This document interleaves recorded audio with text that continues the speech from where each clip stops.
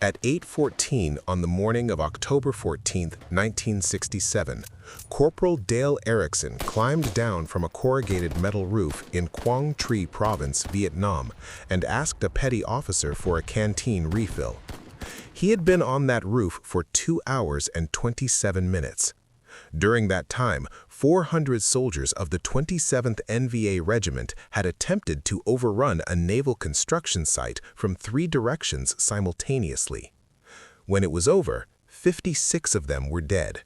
63 construction workers, iron workers, pipe fitters, electricians were alive. The access road they had been building was completed on schedule 6 days later. Erickson had fired 94 rounds. He had not been hit once. What happened in those 2 hours and 27 minutes was not luck, and it was not mythology. It was the result of a specific set of decisions made by one man on one rooftop that the United States Marine Corps would later study in training literature without ever printing his name. This is what those decisions were, and why they worked, and why 3 separate commanding officers tried to prevent him from being there at all. To understand what Dale Erickson did on that roof, you have to understand what he was before the Marine Corps found him. Because the Marine Corps did not build what he had, it only aimed it. He grew up in Havre, Montana, not near Havre, not outside Havre, in Havre, a grid of streets on the Highline Prairie at elevation 2,493 feet, population just under 10,000, where the wind came off the Bear Paw Mountains in October at angles that changed by the hour, and where the nearest elk were rarely closer than 400 yards, and usually further. His father ran fence line for the Northern Montana Grazing Association across roughly 180,000 acres of leased federal range. The work was physical, precise, and solitary. Posts had to be straight, wire had to be tensioned correctly. A weak section failed at the worst moment, always. Dale grew up understanding that the difference between work that held and work that failed was not effort, it was attention to the specific detail that the untrained eye skipped. By age 14, he was shooting a Remington 700 in .30-06 Springfield at ranges his father's hunting partners considered inadvisable. Not for sport, because the country required it. You found the elk at distance or you drove home with an empty truck bed. He learned to read wind from grass movement, not from a book, not from an instructor, from standing in a field in October and watching what the grass did at different heights and correlating it against where his rounds landed. He built a personal ballistic model in his head, refined across hundreds of shots before he had the vocabulary to describe what he was doing. He understood, before anyone taught him the term, what Kentucky windage was. He understood before anyone taught him the concept what a first-round hit probability meant as a function of range, wind, and shooter steadiness. He understood these things the way a carpenter understands square, not as theory, as physical intuition burned in through repetition.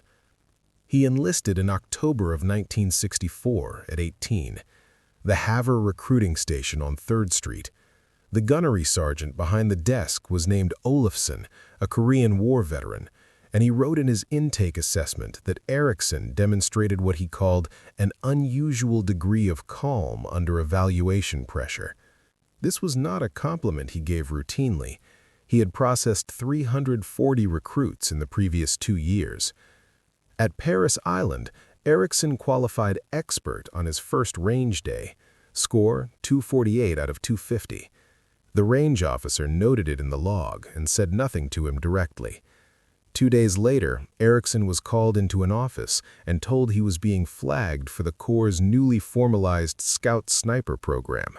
He had not applied, he had not asked, he had simply shot the way he always shot, and the institution had noticed. The Scout Sniper course at Quantico ran 8 weeks in the spring of 1965. Erickson graduated second in his class of 19.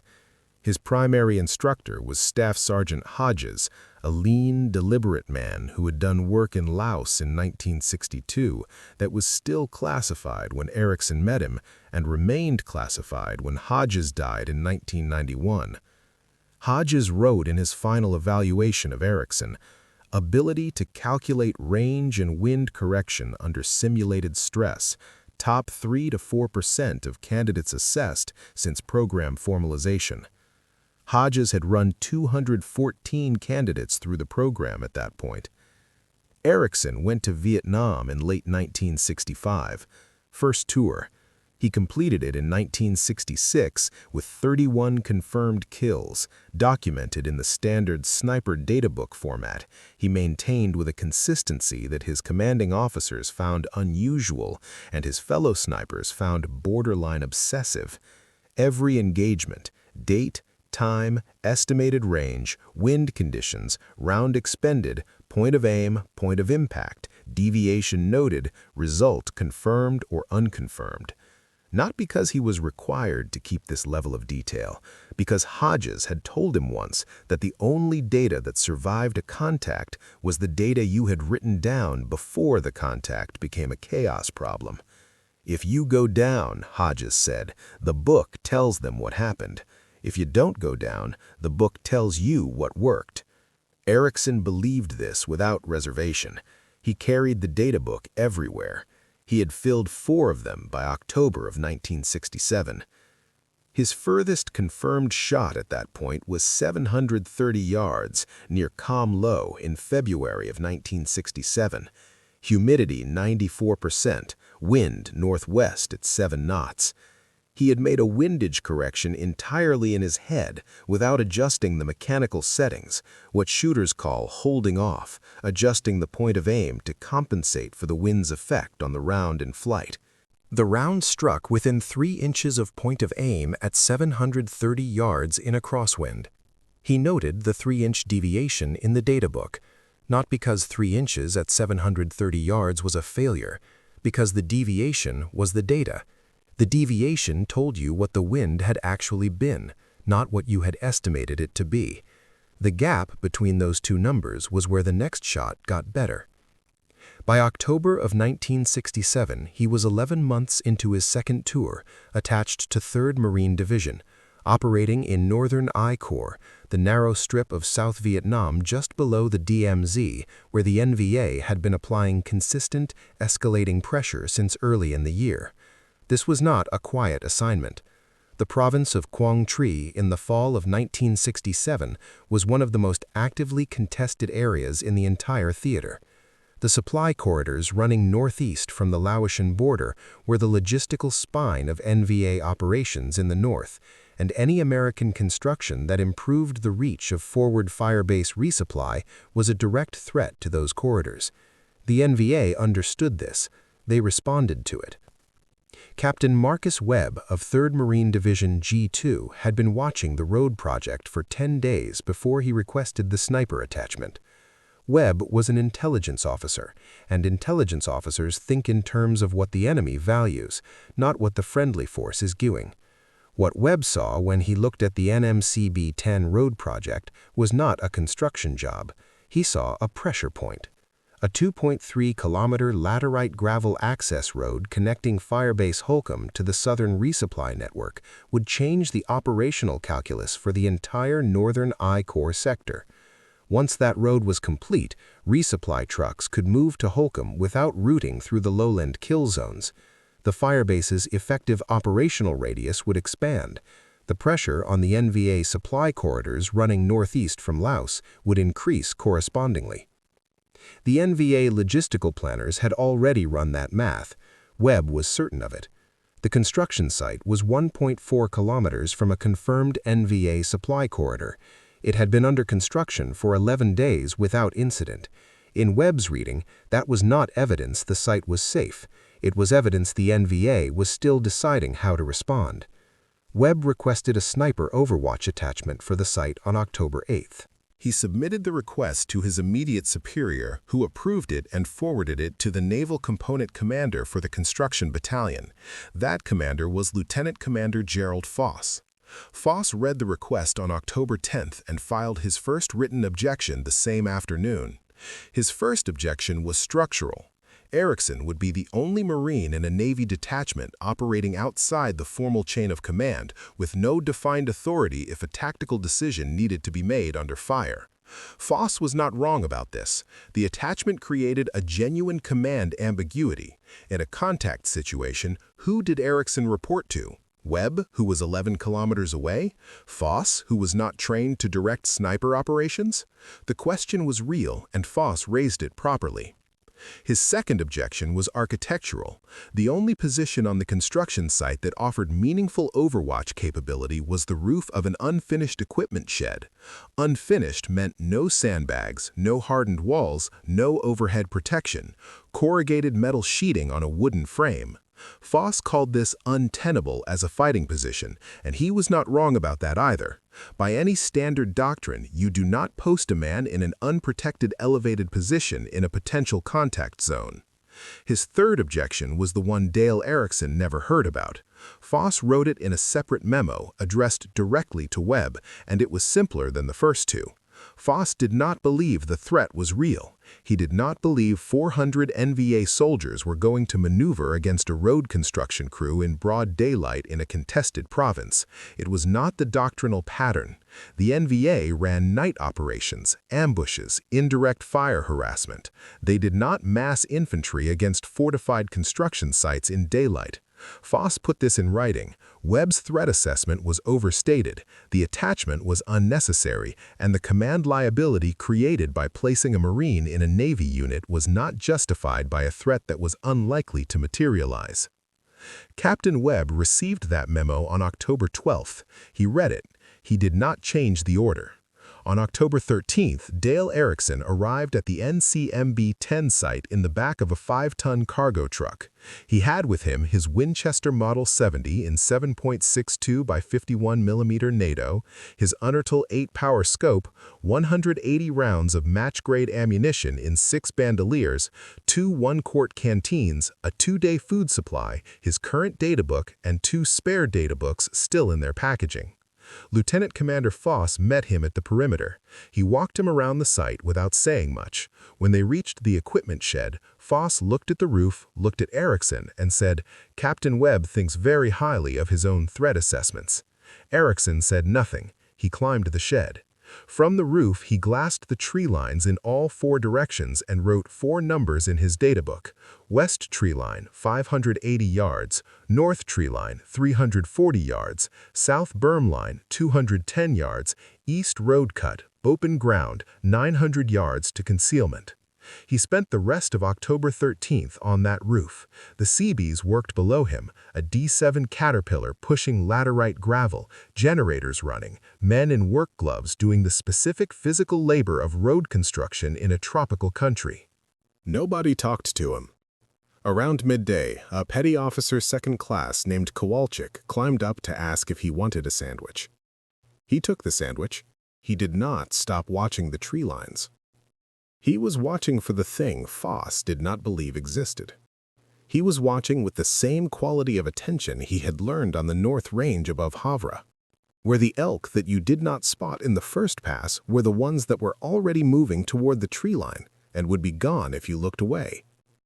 Nothing moved on October 13th. At 5:36 on the morning of October 14th, he was on the roof again. The sky was still dark. Civil twilight would not begin for another 11 minutes. He had been awake since 4:50, eating from a can, reviewing the 4 numbers he had written the previous afternoon. At 5:47, the birds along the Takhan riverbed went quiet. Not gradually, at once. The kind of silence that is not silence at all. It is the sound of every living thing in a landscape making the same decision simultaneously, which is the decision to stop moving, stop calling, stop doing anything that might attract attention.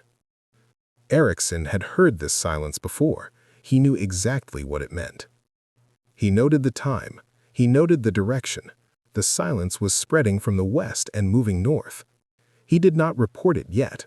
Reporting before he had something specific to report would have changed nothing except the quality of attention being paid to his next transmission. He needed one confirmed visual before he keyed the radio. He kept the scope on the western tree line and waited. He waited 40 seconds.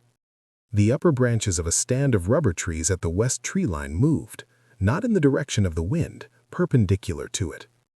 Then a second disturbance, 60 meters north of the first. Then a third, closer. The pattern was not random. The pattern was movement discipline, a unit maintaining interval and direction, pushing through vegetation, creating disturbances at the exact spacing that suggested trained infantry on a fixed azimuth. He found the radio handset without looking away from the scope. Holcomb TOC, this is Overwatch. I have movement west tree line, 580 yards, multiple contacts. Request you notify Commander Foss. The TOC acknowledged 9 seconds later. Below him, the generators were running. The D7 was already moving, its diesel idle loud in the pre-dawn. 63 men from NMCB-10, from Gary, Indiana, and Bayonne, New Jersey, and Pensacola, Florida, were eating breakfast out of cans, pulling on work gloves, doing what construction workers do at the start of a workday. They did not know that 400 soldiers of the 27th NVA Regiment had spent the previous 6 hours moving into position around 3 sides of their worksite. The 27th NVA Regiment had not come to harass. They had not come to probe. They had come to destroy the site, kill the workers, and send a signal to every future American construction project in Northern I-Corps about what happened to roads that threatened their supply corridors. They had brought 3 reinforced companies, roughly 400 men, against 63 construction workers, 1 crew-served weapon, M14 rifles, and a 22-year-old rifleman from Havre, Montana, lying prone on a corrugated metal shed roof. Lieutenant Commander Foss had been wrong about the threat assessment. He was about to find out how wrong. The first rounds came at 5:53 in the morning, and they did not come from the west. They came from the north, 340 yards, 6 to 8 AK-47s opening simultaneously, the cyclic rate producing that overlapping tearing crack that echoes off hard surfaces and confuses its own direction of origin. This was not accidental. The western movement Erickson had been watching was a fixing element, designed to pull his attention to one side while the main assault corridor opened from another. Someone in the 27th Regiment's command structure had planned this with care, someone who understood that a single observer in an overwatch position can only watch one direction at a time, and that if you show him something in the west, you own the north. Erickson understood this in the first 3 seconds of contact. He did not waste time confirming it. He moved 12 feet to the north end of the shed roof, stayed below the roof line, got the unarmed onto the muzzle flashes in the north tree line. Below him, Chief Petty Officer Raymond Solis was already moving. Solis was 38 years old, from East Chicago, Illinois. He had worked structural steel on 3 bridge projects before he enlisted, the kind of work where you learn quickly that panic is a structural failure mode, that the man who freezes under load is the man who takes the span down with him. He started pulling CBs behind the D7 Caterpillar before the first magazine was empty. 18 tons of steel, the best cover on the site. Solis had assessed this on his first day at the location and filed it in the part of his mind where useful facts go when you need them immediately and cannot afford to search for them. 2 parallel operations were now running simultaneously on a patch of ground 300 meters wide in Quang Tri Province. On the ground, Solis was building a perimeter out of available materials, a D7, a concrete form stack, a compressor housing, using 63 men who had never trained for this. On the roof, Erickson was running a different calculation entirely. He was looking at the north tree line's firing line and identifying from muzzle flash position and body posture which figures were prone and which were on one knee. The prone figures were shooters executing a fire order. The figures on one knee were leaders communicating between positions, reading the contact, adjusting the line. A firing line without its leadership does not stop shooting, but it stops coordinating. It stops knowing when to move, which direction to move, how to respond when something unexpected happens. Coordination is the difference between 40 men as a tactical unit and 40 men as 40 separate problems. Ericsson's job was to remove the coordination. He fired his first round at 5:54, then worked the bolt, a Mauser pattern action that he had cycled 10,000 times, smooth enough that the motion was closer to reflex than decision, and fired the second, then the third. By 6:04, he had fired 11 rounds and written the first databook entry of the contact. 6:04, 11 RDs expended, north TL, 340 yards, wind calm, 3 leadership elements neutralized, assault still active. The assault was still active. At 6:09, the western element opened up, 580 yards. Now he had 2 directions of incoming fire, 1 rifle, and a decision to make every 30 seconds about where his attention was worth more. He made this decision the same way he had always made targeting decisions, not by feeling, by analysis. He ran the Western Line's fire pattern for 90 seconds and assessed it as suppression, not maneuver. High volume, relatively unaimed, designed to keep heads down. At 580 yards with AK-47 iron sights, the hit probability against a 12-inch profile below a roofline was low.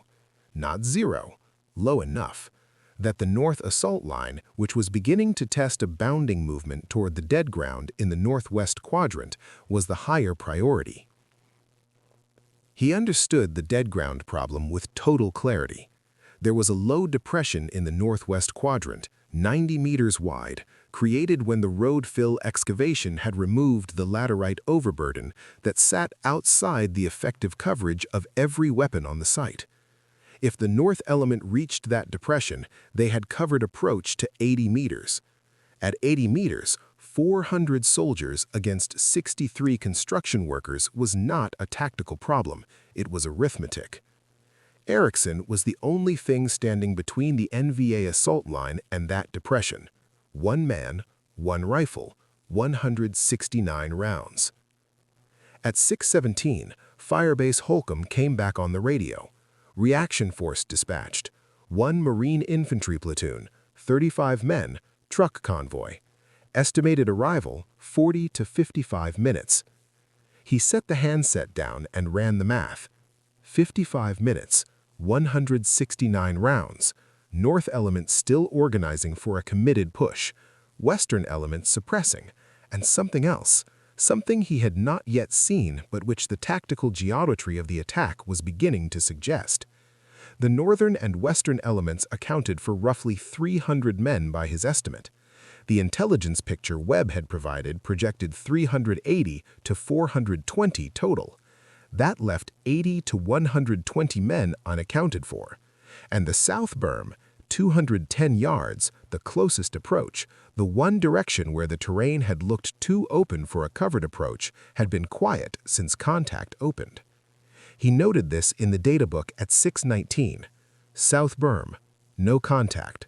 Accounting discrepancy in known elements. Monitor.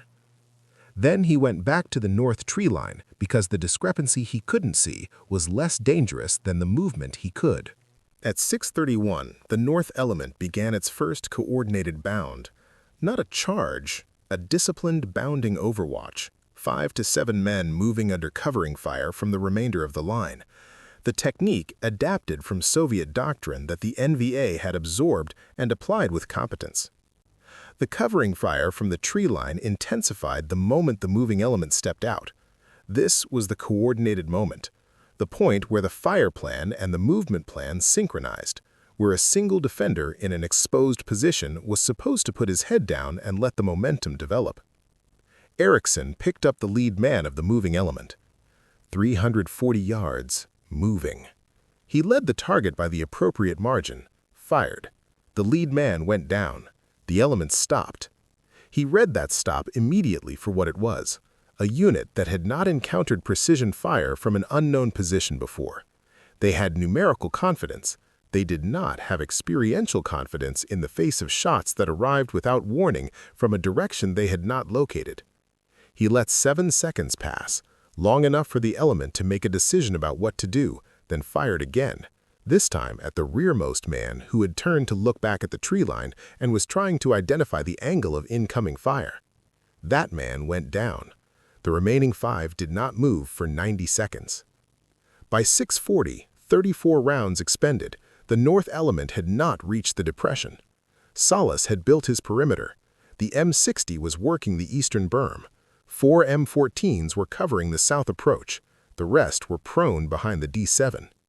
Below the roof, Erickson could hear Salas's voice at intervals. "Kowalczyk, move left! Don't bunch up! Don't bunch up!" The voice of a man who understood that a structure failed from its weakest point, and that the weakest point was always where men clustered when they were scared. At 6:44, Erickson shifted the scope to the south berm and found what he had been afraid of finding. The southern element had been moving for 6 hours. They had used the river margin, a strip of dense riparian vegetation along the Tycon that Webb had assessed as too exposed for a covered approach, and which a disciplined night movement unit had used exactly as Erickson would have used it if the positions were reversed. They had held their fire for 51 minutes while the northern and western elements absorbed every round, every bit of attention, every tactical calculation on the site. 80 to 100 men. At the south berm, 210 yards. Closer than anything he had been shooting at. Outside the coverage arc of every defensive position Solis had built, because Solis had built that perimeter against the threats he knew about, and nobody had known about this one.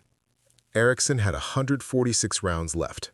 He had 25 to 40 minutes until the reaction force arrived. He was one man with a bolt-action rifle and 3 active threat directions. He pressed transmit. "TOC, Overwatch. 3rd element, south berm, 210 yards. I need that convoy to move faster." Then he set the handset down, rotated 140 degrees to the south, acquired the first target, and resumed the only work he had ever been built for. At 210 yards, the Winchester Model 70 in 7.62 by 51 mm NATO is not a precision instrument deployed against precision targets. It is a different kind of tool. At 210 yards, Erickson was not shooting at men as targets. He was shooting at the specific mechanics of a coordinated assault, the first man in a bound, the man giving hand signals, the man establishing a support by fire position that would enable the rest to close the final distance. He was not trying to stop 80 to 100 people. He was trying to stop the coordination that turned 80 to 100 people into a single moving system. He worked the south berm line, left to right, the way his father had taught him to work a fence line. Start at one end, move to the other, do not skip, do not go back. A skipped post was a weak section. Here, a skipped position was a man still functional and still moving towards 60 people who had not yet turned to face this direction. He fired 7 rounds in the 41 seconds it took Solis to hear the contact shift, understand what it meant, and get the M60 turned. 41 seconds. He counted them without choosing to. At 6:51, the M60 opened on the south berm. The volume of incoming fire from the south dropped by half within 20 seconds. Erickson shifted back to the north, where 2 men had separated from the prone element and were moving laterally toward the northwest depression, not toward the site directly, but toward the dead ground that gave covered approach. He tracked the faster of the 2, fired, then the second, wrote the entry, 6:52. 51 yards this phase, 118 remaining. South suppressed, M60. North lateral toward NW depression, 2 contacts neutralized. At 7:04, the north element made its committed push. There was no subtlety to it. Approximately 45 men rose from the tree line and moved across 340 yards of open ground toward the worksite simultaneously. A frontal assault. Either a calculated final gamble or a desperation move driven by whatever the regimental operations officer was hearing on the radio about the timeline. It did not matter which. What mattered was 45 men in the open at 340 yards with 118 rounds and a bolt cycling in under 3 seconds per shot. Erickson fired 14 rounds in 90 seconds, not at maximum rate, at the rate that allowed the additional half second of settling between shots that separated a probable hit from a confirmed one. 11 of those 14 rounds removed a man from the assault. The remaining 3 he could not assess. Targets went down, but he could not determine whether from his fire or from the M14s on the perimeter that had opened up the moment the assault line broke from the tree line. The assault broke at 180 yards, not because 180 yards was a natural defensive line, because at 180 yards, 3 things happened inside 15 seconds. The lead elements hit simultaneous fire from Erickson and the CB perimeter. 2 men directing the assault were removed in rapid succession, and the left flank walked into the M60's coverage arc, which Solis had redirected north after the South Berm threat stabilized. The assault did not retreat in order. It dispersed, men going flat, going lateral, the organizational coherence that made 45 men a tactical unit, converting back into 45 separate survival problems. Erickson noted the time, 7:07. 54 minutes since first contact. He drank from his second canteen. At 7:19, he heard the trucks. The reaction force, 35 Marines from 1st Platoon, Bravo Company, 1st Battalion, 4th Marines, 2 M35 cargo trucks and 1 M151 utility vehicle came up the southern approach road faster than the road service allowed for. The lead truck took 2 RPG rounds at the berm entrance. Both missed, one widely, one close enough to remove the passenger side mirror. Then the Marines were on the ground, and the volume of fire from the CB perimeter tripled in 45 seconds as trained infantry hit the deck running. The NVA withdrew by element, in the order that made tactical sense. Southern element first, back along the river margin they had used to approach. Western suppression line second, back into the rubber trees. Northern assault element last, and at cost. Because the Marines hit the northern flank during the withdrawal, and the open ground between the tree line and the work site, which had been tactically advantageous for the assault, was now exactly the reverse. By 8:11, the site was secure. Erickson climbed down from the roof at 8:14. Databook, 94 rounds expended, 2 hours 21 minutes of active contact, 3 firing positions used, 7 position changes, 1.4 liters of water consumed, 0 meals, no hits taken, which he attributed to the suppression-heavy nature of the NVA fire plan and the difficulty of identifying and acquiring a 12-inch profile on a corrugated metal roof at 580 yards from a position without optics. He was topping off his canteen from a jerry can near the D7 when Solis walked over. Solis looked at the roof, looked at Erickson, said, "How many rounds did you fire?" Erickson told him. Solis looked at the roof again. He did not say anything else. He went back to his men. The after-action assessment took 9 days. It was finalized on October 23, 1967, by Captain Webb's G2 section. The attacking force? 3 reinforced companies of the 27th NVA Regiment, 380 to 420 men. The withdrawal order had been given at 7:24, 5 minutes after the reaction force arrived, by the regimental operations officer monitoring the contact by radio.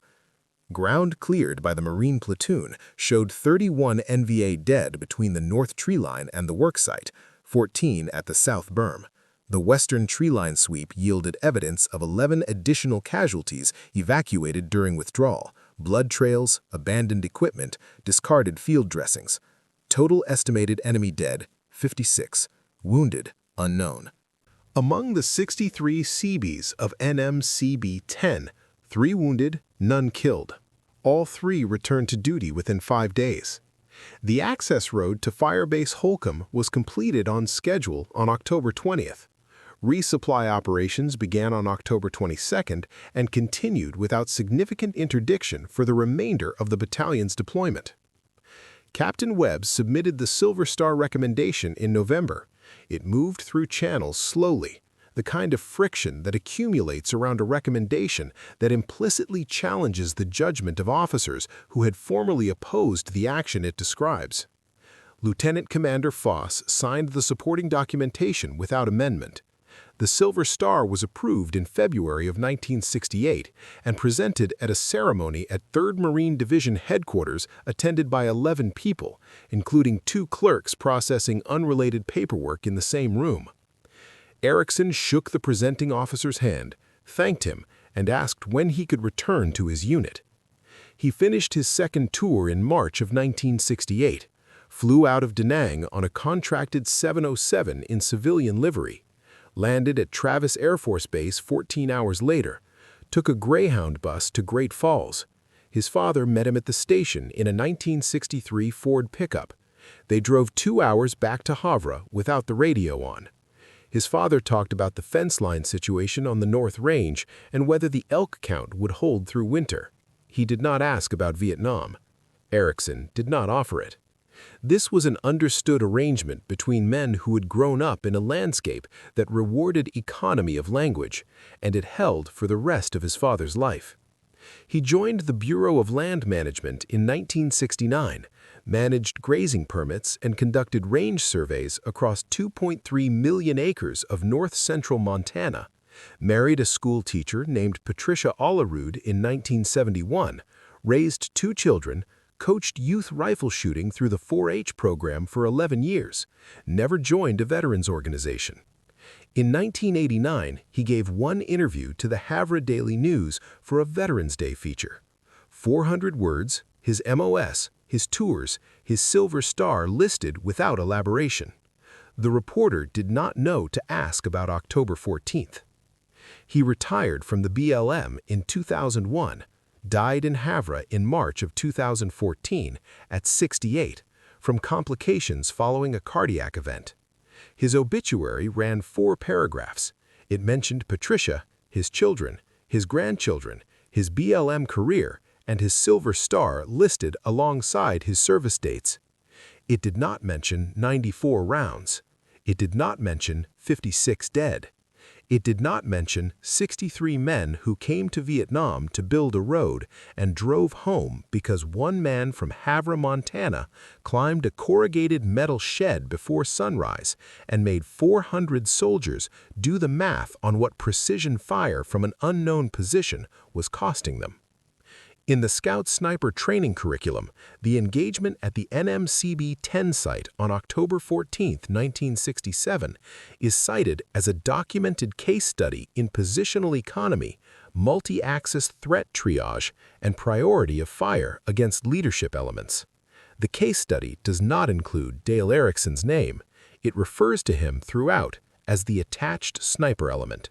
He would have found this exactly right.